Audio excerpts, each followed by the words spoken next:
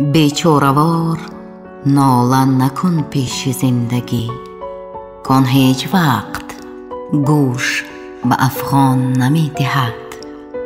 چون شهسوار خیز و به زورش سوار شو، که نسب مست تن به ضعیفان نمی دهد.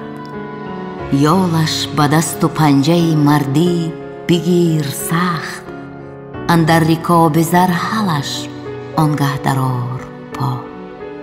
گردان سرش به جانب صحرای آرزو، دل را بدار محکم و سر ده لجام را.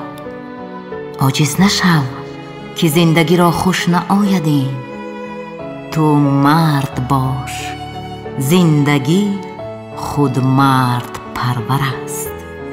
دلخون نشو ز سولت کرگس طبیعتان، زان فخر کن که روزی عقاب کمتر است.